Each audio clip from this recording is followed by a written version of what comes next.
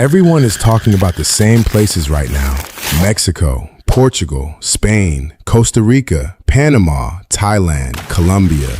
And depending on who you listen to, every one of these places is either the answer to a better life or a huge mistake. But here's the thing, the real question is not, what is the best expat country? The real question is, which trade-off can you actually live with? Because the cheapest country might not be the safest fit. The safest country might not be the most affordable anymore. And the place with the best lifestyle might be the hardest place to build a stable long-term plan. So in this video, I'm going through the most popular expat destinations Americans keep hearing about right now, but not like a travel list. I'm going to give you the real upside, the real catch, who each place works for, and who should probably think twice. Let's start with the obvious one, Mexico. Mexico is popular because it solves one huge emotional problem for Americans: distance.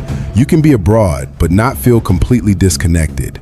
You're close to family, close to US flights, close to familiar stores, and in many cities, close to world-class private healthcare. A realistic monthly budget can range from about $1,700 to $2,700 for a single person, and roughly $2,500 to $4,000 for a couple, depending heavily on the city.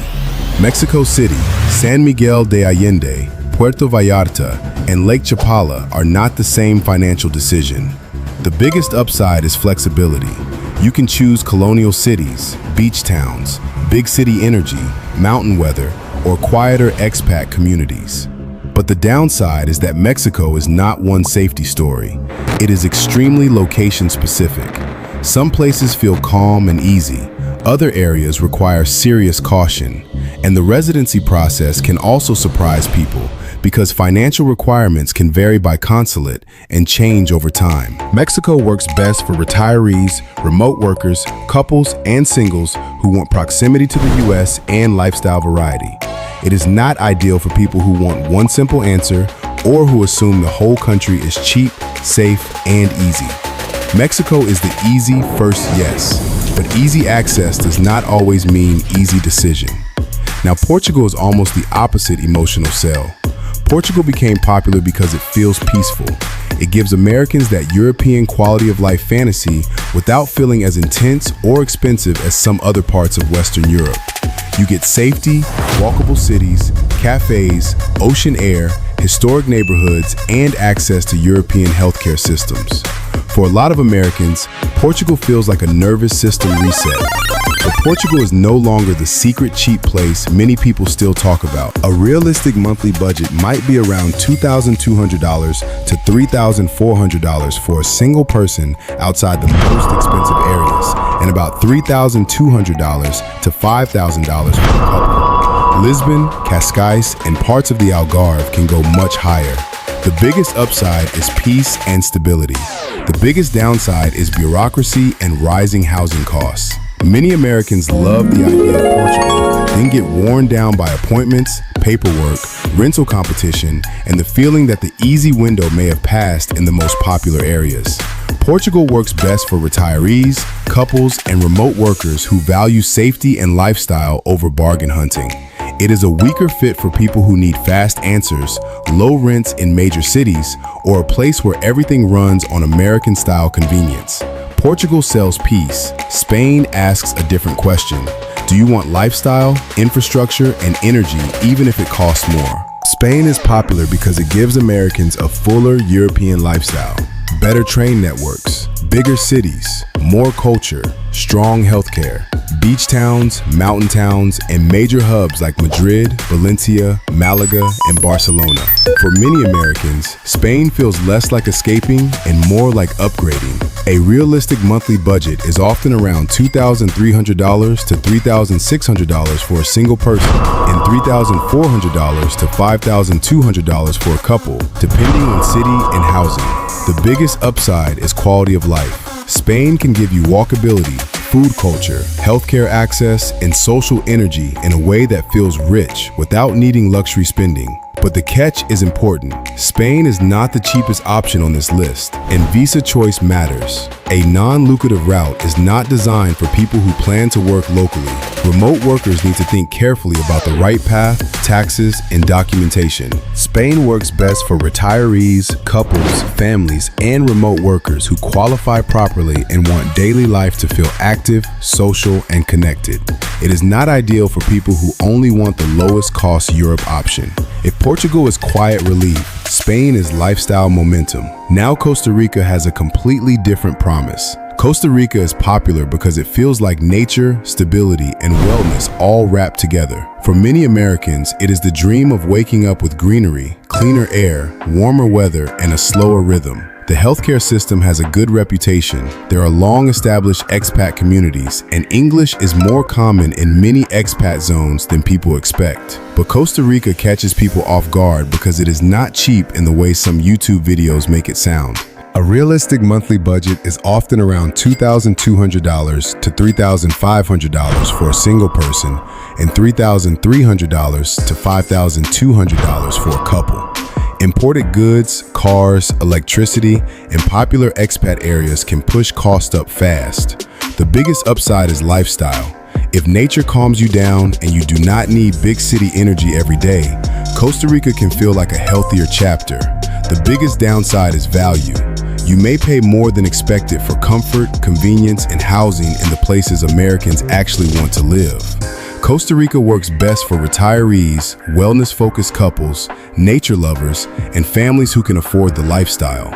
It is harder for tight-budget retirees, people who hate humidity, or anyone who needs everything to be quick, cheap, and efficient. Costa Rica gives you nature and stability. Panama gives you practicality. Panama is one of the most practical expat choices on this list, especially for retirees. You have the US dollar, a major international banking center, strong flight access, and serious private healthcare in Panama City.